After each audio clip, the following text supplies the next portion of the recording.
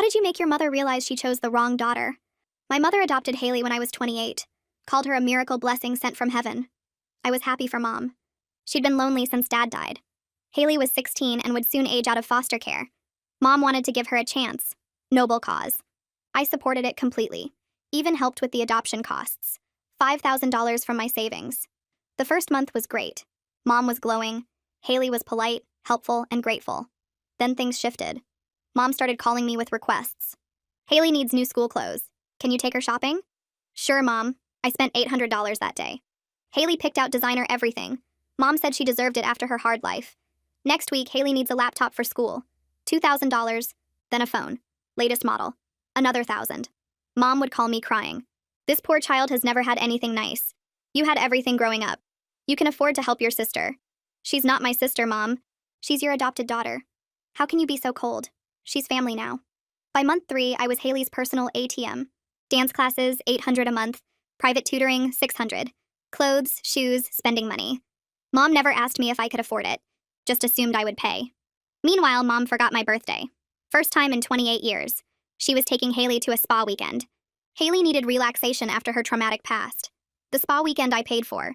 I tried setting boundaries. Mom, I can't keep funding everything for Haley. You have your pension. She was offended. That barely covers our expenses. You make good money. Haley deserves the same opportunities you had. I worked through college, Mom. You made me get a job at 16. That was different. You were privileged. Haley needs nurturing. Christmas came. Mom invited me over. When I arrived, the tree was surrounded by gifts. All for Haley. Mom hadn't gotten me anything. Not even a card. I didn't want to make Haley feel bad by having you here with presents, too. This day is about her feeling special. I left. Mom called me selfish for ruining Haley's first real Christmas. In January, my mom called, panicking. Haley got accepted to a private college. $50,000 a year. You'll help with tuition, right? Mom, I'm saving for a house. Your sister's education is more important than your comfort. She's not my sister. And I already have student loans from my own education. You can afford both. Stop being greedy. I said no. Mom didn't speak to me for 2 weeks. Then called crying. Haley was devastated. Thought I hated her. Mom said I was destroying this child's future. Fine. I'll pay for 1 semester. See how she does. Haley failed every class. Spent the semester partying. $25,000 wasted. Mom made excuses. She's adjusting. Never had structure before. Needs more support. Pay for another semester. No. This time Mom got nasty. After everything I sacrificed raising you, you can't even help your sister succeed. You sacrificed? I started working at 14 to buy my own clothes. You were a single mother doing your best. Now Haley needs that same support. Haley is getting way more support than I ever did. That's when Mom played her card. I'm changing my will. Everything goes to Haley. She needs it more. You're successful. You don't need inheritance. I laughed.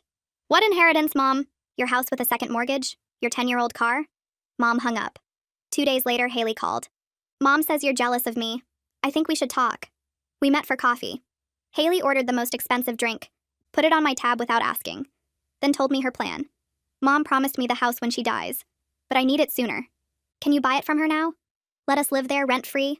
Are you serious? Mom's getting older. She needs care. I can't provide that without stability. You want me to buy my mother's house so you can live there free? It's what's best for Mom. I stood up and left. Haley complained to Mom that I was hostile. Mom called me abusive. Said I traumatized Haley. She was now having anxiety attacks. Needed therapy. Could I pay for it? That's when I made my decision. I called Mom's sister, my Aunt Rachel. Told her everything. The money, the demands, the will threat. Rachel was furious. She'd been sending Mom money monthly to help with expenses, thinking Mom was struggling. I called Mom's brother Keith. Same story. He'd been paying Mom's car insurance and phone bill. For Haley's benefit. We compared notes. Mom was collecting almost $4,000 a month from family, plus her pension, plus my payments for Haley. She'd been playing everyone. We all stopped payments immediately. Mom called each of us, panicking. Her bills were past due. Haley needed things. We suggested she get a job. Or Haley could get a job. Mom was appalled. Haley was focusing on her studies. What studies? She dropped out after failing. Mom hadn't told anyone that part. Last month, Mom called me crying because Haley left. I woke up the next morning and couldn't get out of bed right away. My phone sat on the nightstand with 6 missed calls from Mom, all from yesterday. I grabbed my laptop instead and opened my banking app. The checking account showed $2,847. 3 months ago, it had been $18,000. I clicked through to my credit card statements and added up the numbers again even though I already knew what they'd say. Card 1, $800. Card 2, $12,400. Card 3 maxed at $15,000. Card 4, $6,800. $42,400 in 3 months. The laptop screen blurred and I had to blink a few times. Haley was gone now and I should have felt relieved, but instead I just felt used up and stupid. I called my boss and told her I had food poisoning. She said to feel better and I hung up before she could ask any questions. The apartment was quiet and I sat there staring at the red numbers on the screen until they stopped looking like money and just looked like a mistake I couldn't undo. Mom's first voicemail played while I was making coffee. Her voice sounded thin and panicked. Haley cleaned out the guest room and took everything including the laptop you bought her. I need you to call me back right away. The second message came 10 minutes after the first. This is your fault for being so unsupportive and now Haley's gone and I don't know where she is. The third message had Mom crying. You drove her away with your attitude and now I'm all alone again. Message 4 accused me of being jealous. Message 5 said I needed to help fix this situation. Message 6, left at almost midnight, said Haley took the new phone too, and Mom needed me to replace it, so she could try to contact her. I deleted all 6 messages without responding. Whatever Mom wanted, it would cost me money I didn't have or energy I'd already spent. She'd either want me to go looking for Haley or hand over cash to replace what Haley took. I poured my coffee and unplugged my phone from the charger. Rachel called that evening while I was eating cereal for dinner because I hadn't gone grocery shopping in 2 weeks. Her voice had an edge to it that I'd never heard before. I hired someone to look into Haley's background, a private investigator named Olive Henderson. I almost dropped my spoon. Rachel kept talking. Olive found records from the state foster system. Haley was adopted and returned by 3 different families in the past 4 years. Each time, money went missing from the family. Significant amounts. Credit cards, cash, jewelry that got sold. The first family lost almost $20,000. The second family pressed charges, but Haley was a minor, so the records got sealed. The third family just returned her to the state without filing a report. My stomach felt sick even though I'd barely eaten anything. Rachel's voice got quieter. Your mother either didn't check Haley's history or she saw it and didn't care. Either way, this was always going to happen. We hung up after Rachel promised to email me the investigator's report. I sat at my kitchen table with my bowl of soggy cereal and felt validated and furious and stupid all at the same time. Keith called me 3 days later with a plan. Family meeting at his house Saturday afternoon. He'd already called Rachel and Mom's other brother Tom, who lived 2 states away. Tom had been sending Mom money too, about $800 every month to help with groceries. Keith wanted everyone except Mom to compare notes and figure out exactly how much money she'd collected. I drove to Keith's house on Saturday and found Rachel already there with a notebook. Tom showed up 20 minutes later looking tired from the drive. We sat around Keith's dining room table with our bank statements and receipts. Keith had been paying Mom's car insurance, $180 monthly, plus her phone bill, another $95. Rachel had sent $600 every month for utilities, Tom's $800 for groceries. My payments for Haley averaged about $2,500 monthly between the regular expenses and the one-time purchases. We added it up 3 times to make sure. $6,175 every month for 3 months, plus Mom's pension, which was around $2,400. Keith called Mom and asked her to come over, but she refused. You're all ganging up on me and I won't be treated like a criminal. We sat there after Keith hung up and decided we needed to help Mom face reality without enabling whatever she'd been doing. Rachel said we should create boundaries and stick to them.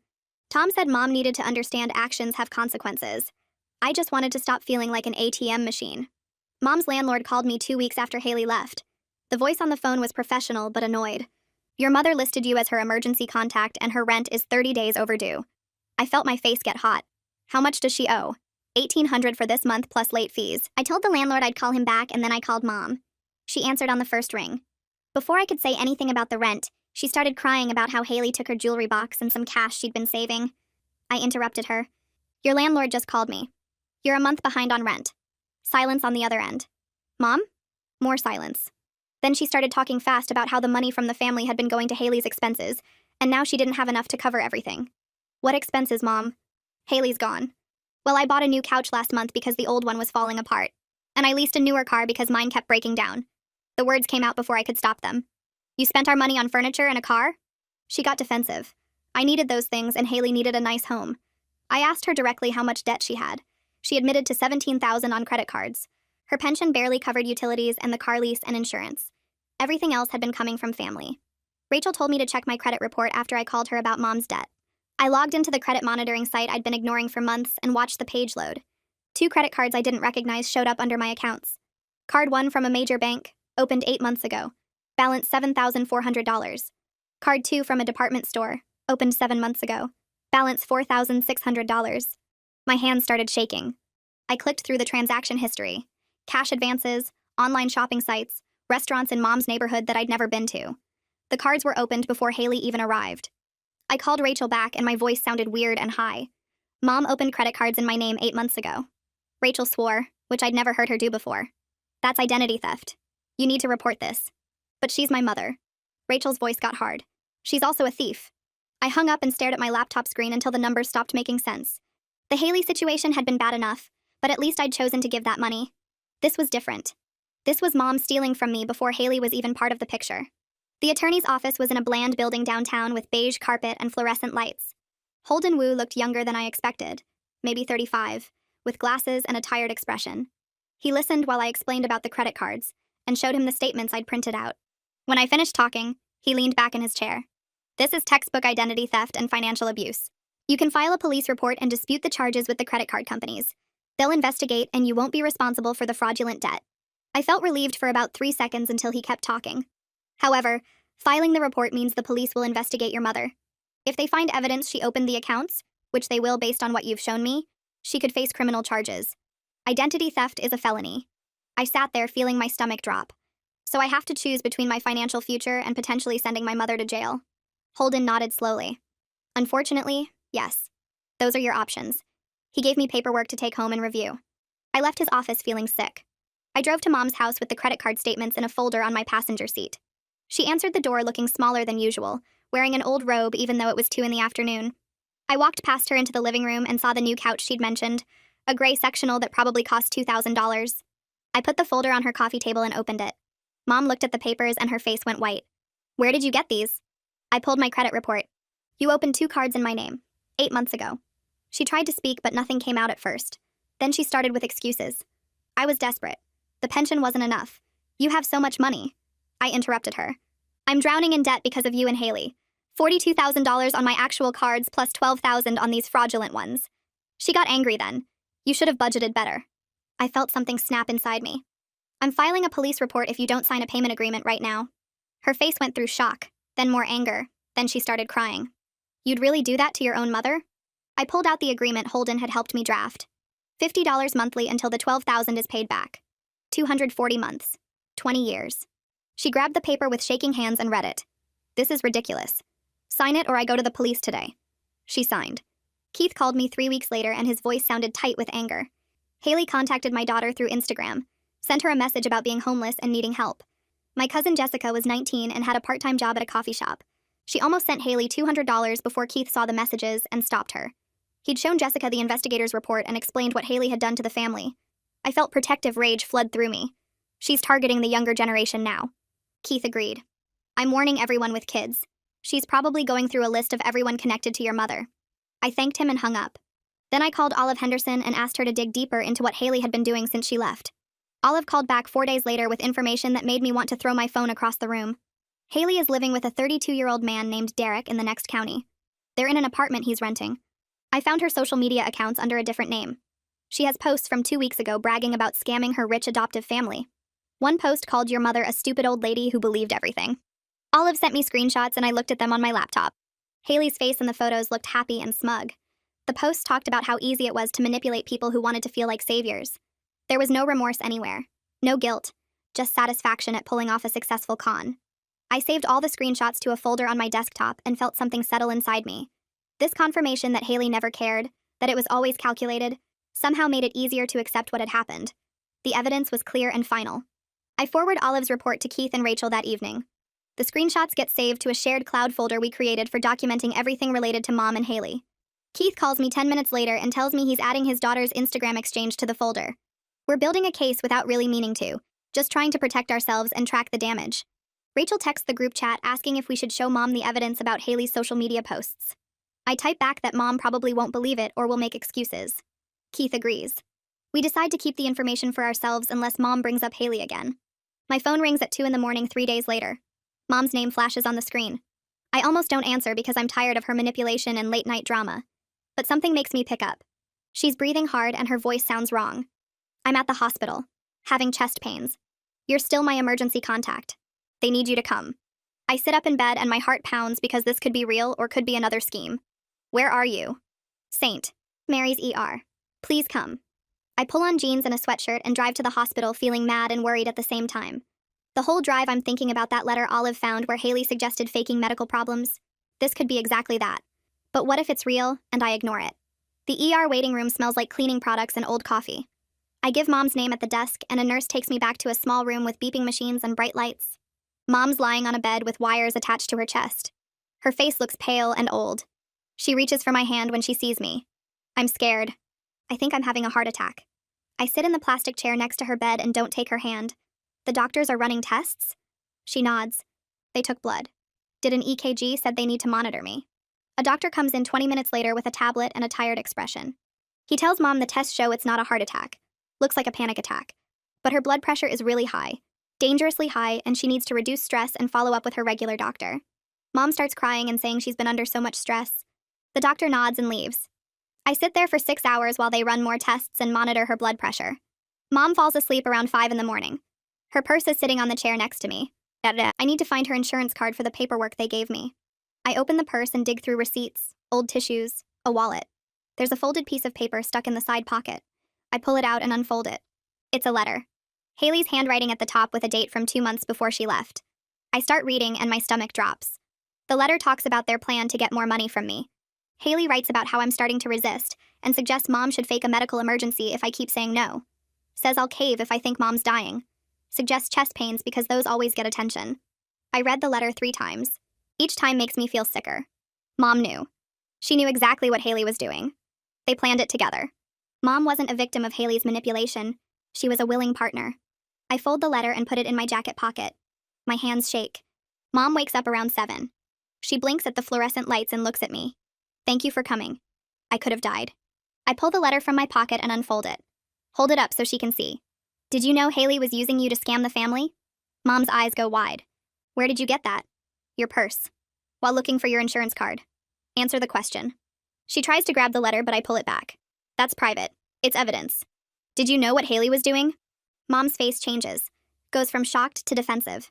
I don't know what you're talking about. The letter literally describes your plan to fake medical emergencies. She looks away. Starts picking at the hospital blanket. I knew Haley had been in trouble before. But I thought if I gave her love and money, she'd change. That's not an answer. Did you know she was scamming us? Mom's quiet for a long time. Then she nods. I got caught up in having someone who needed me. After your dad died, I felt useless. Haley made me feel important. I didn't want to see the truth about what we were doing. For the first time ever, she says she's sorry for hurting me. Then immediately adds that she was lonely and grieving and didn't know what else to do. I fold the letter and put it back in my pocket. I'll help you get stable. But only under specific conditions. What conditions? We're writing a contract. I'm not giving you any more money without rules. Mom looks insulted. I'm your mother, not a business deal. You opened credit cards in my name and planned fake emergencies with Haley. This is a business deal now. She doesn't argue after that. I call Holden Wu from the hospital parking lot and explain what I found. He says he can draft an agreement and have it ready by tomorrow. I drive home and sleep for 3 hours. Then go to Holden's office. The contract Holden creates is simple. Mom must attend financial counseling. Pay me back $50 monthly for the fraudulent credit cards. Have no contact with Haley. Except that I will only provide emergency help after checking that the emergency is real. I take the contract to Mom's house 2 days after she gets released from the hospital. She reads it at her kitchen table. Her mouth gets tight. You're treating me like a criminal. You committed fraud against me. Sign it or I file a police report. She picks up the pen. Her hand shakes when she signs her name at the bottom. I make a copy on her printer and leave one with her. Take mine back to my apartment and put it in the folder with all the other documents. Having clear rules written down makes me feel stronger instead of guilty all the time. 3 weeks pass. Mom calls on a Tuesday afternoon. Her voice sounds normal, not panicked. My car needs repairs. $300. I can't get to my doctor appointments without it. I'm at work and step outside to take the call. Get a written estimate from the mechanic first. What? You don't trust me? The contract says I verify emergencies before helping. She explodes. Starts yelling that I'm a cruel daughter who doesn't care if she dies because she can't get to the doctor. That I'm punishing her for one mistake. That she raised me better than this. I hang up. She calls back 4 times. I don't answer. She doesn't speak to me for 12 days. The silence feels peaceful instead of punishing. I don't miss her calls or her guilt trips. On day 13, she texts asking if I'm free for coffee. I say no. A Facebook message appears in my filtered inbox on a Saturday morning. It's from Haley. Long paragraphs about how Mom is telling everyone I abandoned them both. How Haley wants to apologize and explain her side of things. The message says she's pregnant and scared, that mom is sick because of me, that she just wants one chance to make things right. Every sentence is designed to make me feel guilty. I recognize all the manipulation tricks Olive warned me about: the fake pregnancy, the blame, the claim that one conversation will fix everything. I screenshot the entire message, send it to Holden Wu with a note that Haley is still trying to con me. Then I block Haley on Facebook, Instagram, and every other platform I can think of. Blocking her feels powerful, like I'm finally learning to protect myself instead of falling for fake remorse. 4 months after the family stopped sending money, Mom's landlord files for eviction. Mom calls me sobbing. I'm going to be homeless. They're kicking me out. I can't live on the street. I call the landlord directly and verify the situation. Mom owes 4 months' rent, hasn't applied for any assistance programs, hasn't looked for cheaper housing even though I sent her a list of affordable apartments. The landlord sounds tired when he talks about Mom. Says he gave her extensions and payment plans, but she spent money on other things instead of rent. I call Rachel and explain the situation. We spend a weekend helping Mom find a small apartment that costs half what her current place does. Keith agrees to co-sign the lease. Mom cries when she sees the new apartment. It's so small. This is what you can afford. She moves in 2 weeks later. I help her pack and watch her lose the house she's lived in for 15 years. Part of me feels sad watching her downsize her whole life into a tiny one-bedroom. But another part knows this consequence was necessary. She created this situation by lying and stealing and refusing to budget. Keith, Rachel, and I meet at a coffee shop the week after Mom moves. We sit at a corner table with notebooks and coffee cups. We need a plan for helping Mom that doesn't let her manipulate us or drain anyone too much. Keith suggests we rotate checking on her. Each of us takes 1 week per month. Rachel says we should split her therapy copays 3 ways if she actually goes to therapy. I add that she needs to provide documentation before getting financial help. We write everything down. Create a shared calendar for the check-in rotation. Set up a group chat for coordinating. Having my extended family's support makes this feel manageable instead of overwhelming. We all agree that helping Mom means accepting she'll probably never fully understand what she did wrong, but we can still support her basic needs without enabling bad behavior. I start seeing a therapist named Paloma Silva in October. She specializes in family trauma and financial abuse. Her office has soft lighting and comfortable chairs. The first session, I tell her everything about Mom and Haley and the money. Paloma listens without interrupting. Then she asks me about my childhood. I talk about working since I was 14, about Mom making me buy my own clothes, about always feeling responsible for Mom's happiness. Paloma helps me see patterns I never noticed before. How Mom used guilt and obligation to control me my whole life. How the Haley situation was just an extreme version of dynamics that already existed. I cry in her office realizing that Mom's manipulation didn't start with Haley. It started when I was a kid, and Mom made me feel responsible for fixing her loneliness after Dad died. Processing this hurts. But Paloma teaches me to separate love from obligation. Shows me that protecting myself doesn't make me a bad daughter. Each session helps me understand that I can care about Mom without sacrificing myself. 6 months after Haley left, Mom and I meet for lunch at a restaurant neither of us picked. Neutral territory. We sit across from each other with menus between us. Mom looks older than she did a year ago. More tired. We order food and then sit in uncomfortable silence. Finally, Mom speaks. I resent that you became successful while I feel like I wasted my life. Having Haley made me feel important and needed in ways I hadn't felt since your father died. Her honesty surprises me. I tell her I need her to see me as a person instead of a resource, that I can't keep being her solution to every problem. She nods slowly. Doesn't fully understand, but agrees to keep trying in therapy. We eat our food and talk about small things. The weather, her new apartment, my job. Nothing deep. But it's honest. We leave the restaurant with an understanding that our relationship will never be what either of us wanted. But it can be real and have boundaries. That feels like enough. 7 months crawl by with me checking every dollar twice. Ryan Mathis sends me monthly reports showing my debt shrinking bit by bit. I eat leftovers for lunch and skip buying new clothes. My coworkers go out for happy hour and I stay home. The sacrifices add up slowly like pennies in a jar. By month 6, I have 12,000 saved. By month 7, I hit 15,000. Enough for a down payment on something small. I meet with a real estate agent named Sharon who shows me 3 houses in my price range. The first one needs too much work. The second one sits on a busy street. The third one is a tiny 2-bedroom ranch with outdated carpet but good bones. I put in an offer that same day. The seller accepts within 24 hours. 3 weeks later, I sit at a title company office signing papers. My hand cramps from writing my name so many times. The mortgage officer slides the final document across the desk and tells me congratulations. I walk out of that office owning a house. My house. Not Mom's. Not for Haley. Mine.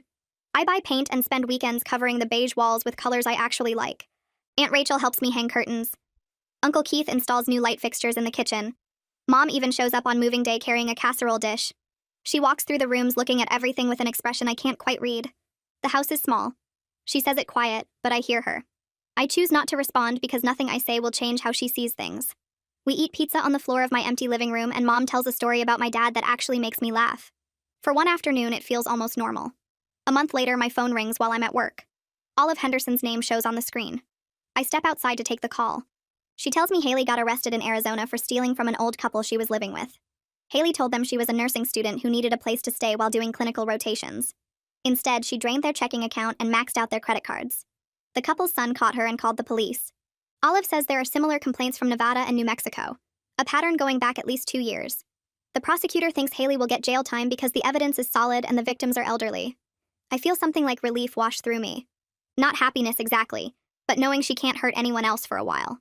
Olive mentions that my police report about the identity theft helped establish Haley's history.